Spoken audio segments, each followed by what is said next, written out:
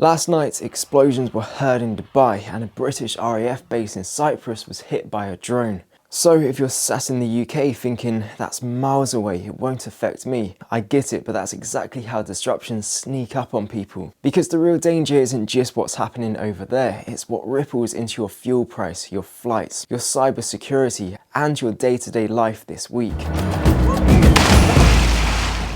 Welcome back to Charlie Survival. If you want more calm UK specific updates like this, no fear mongering, just what matters, hit subscribe. And drop a comment right now if you want me to keep doing these global to Britain breakdowns whenever the world kicks off. Today I'm going to do 3 things. Tell you what we can actually confirm right now. Not rumours, not TikTok panic. Show you the 6 knock-on effects that hit Britain first. Give you a simple 48-hour action plan that doesn't involve panic buying like a lunatic. And stay with me because the last part is the most important. I'm going to show you how to be quietly ready in the UK without turning your house into a bunker. What's actually confirmed? Before we go any further, let's deal with the big headline people keep repeating. You might have seen posts saying Israel bombed Dubai. Right now, what major reporting is describing is Iranian missiles and drones being launched towards Gulf states, with interceptions and impacts reported in the region and loud blasts heard in places like Dubai during those interceptions. And the UK relevant part, this is not a drill. A suspected Iranian-made Shahid one-way drone hit RAF Akrotiri, Cyprus, causing limited damage and no casualties, with additional drones intercepted afterward.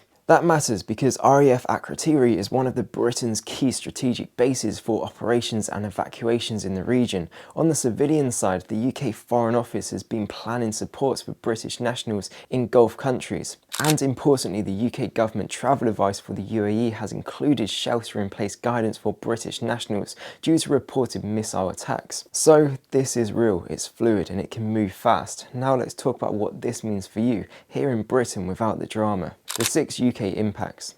Impact 1, flights, holidays and Brits abroad.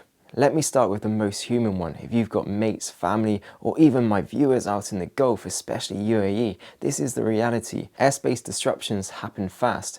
Airports can slow down, divert, cancel, or shut temporarily. People get stranded, and once that starts, it's not just book another flight, it turns into a queue of chaos. If you're watching this from the UAE right now, follow official local instructions and UK travel advice. If you're told to shelter in place, shelter in place. If you're in the UK and you've got someone out there, your job isn't doom scroll and panic text them. Your job is simple. Make sure you can contact them. Make sure they've got passports and ID ready. Make sure their phone stays charged. Make sure they don't fall for scams pretending to be evacuation officials. Because whenever fear hits a place, fraudsters arrive like seagulls on chips. Hold that thought, we're coming back to scams and cyber in a minute. And here's the part people miss. Even if you're not travelling, flight disruption is still a UK problem because it's the first domino in the supply chain and energy story. Impact 2, petrol and energy price shock. This one hits the UK fast, price psychology. Even before physical supply chains, markets react to risk, especially if shipping routes or energy infrastructure look threatened. There's already reporting of oil price surge expectations tied to the conflict and disruption fears around the Strait of Hormuz. Now, I'm not here to say petrol to £10 a litre tomorrow, that's not helpful. What I am saying is, when uncertainty rises, price rises. And in the UK, we feel it at the pump and in the bills. So here's the calm, practical move. Don't run your car on empty this week. That's it, that's not a big secret. If you normally hover near the red line, don't. Keep it above a quarter or half if you can. Not because you're panicking, but because shortages aren't always caused by lack of fuel. They're caused by everyone rushing at once. And if fuel prices wobble, it also hits deliveries, which hit food, household basics, and parts. Alright, now for the practical part. If you want to skip the guesswork, I've built a Charlie Survival Amazon kit list. It's basically my UK realistic essentials all in one place, so you're not hunting around for hours. Go check that out, it's in the description for you. And straight after that, I've also got a free blackout checklist you can download. I'll leave the link in the pinned comment. And when you download it, you'll be the first to notified about my UK Crisis Readiness course that's coming out soon. Right, back to the big ones. Impact 3, supply chain weirdness. Most people think supply chain means pandemic times and then they switch off, but the Gulf region is a major logistics hub and even short disruptions ripple outwards, shipping schedules, air freight, container flows, costs. So what does that look like for a normal British life? It looks like deliveries delayed, certain items suddenly out of stock, prices quietly creeping up, tradespeople struggling to get parts, and businesses passing on costs. Nothing cinematic, just annoying until you're the one needing something urgently. So here's the move: do a normal shop earlier. Not a panic shop, just don't leave everything until the cupboard is empty. And if you've got essentials you always use like pet food, baby supplies or medical basics, this week is not the week to run them down to the last day. Impact 4, cyber scams and digital disruption. This is the quiet battlefield no one sees until their bank account is emptied. The UK's National Cybersecurity Centre has advised organisations to review their cybersecurity posture in response to the evolving conflict. Now, you might be thinking, I'm not a company, I'm just Dave from Swindon, but you don't need to be a company to get hit by a scam wave. When conflict spikes, scammers use it like bait. Emergency flight changes, evacuation forms, government compensation. Donate now. Your parcel is delayed. Pay this fee. Click here for live alerts. So here's the UK survival rule. If it creates urgency and asks for your details, assume it's a scam until proven otherwise. And for your own practical protection today, turn on two-factor authentication for your email. Don't reuse passwords. Don't click links in weird texts. And if your bank calls you, hang up and call the number on the back of your card. Simple stuff saves lives, financially at least. Now, here's where it gets even more relevant. When tension rises, the UK also reviews security posture at home. Impact 5, UK security temperature.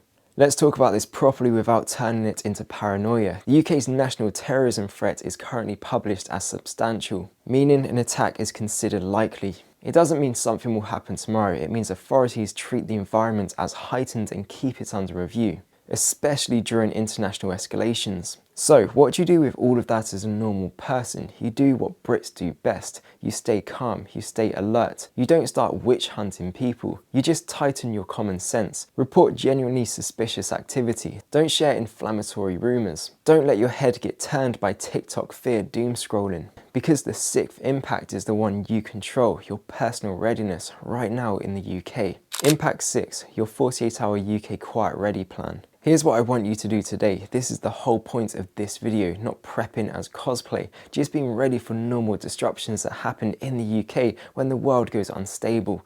Price spikes, supply delays, power issues, cyber scams, travel chaos. The 10-minute sweep, do this after the video. Fuel, don't run on empty. Power, charge power banks, torches, headlamps. Water, enough for 48 hours, even if it's just bottles topped up. Food, 3 to 7 days of what you already eat, not apocalypse food. Cash, a small amount for card outages or local issues. Comms, family plan, who calls who if networks are busy. Cyber, two-factor authentication on email. Strong password, don't click nonsense. And if you want this all laid out neatly, again, the blackout checklist is free in the pinned comment. Now, let me finish with the mindset, because this is where most people get it wrong. The UK mindset. If you take one thing from today, let it be this. Most crises in the UK don't arrive like a movie. They arrive like, why is petrol up again? Why are flights cancelled?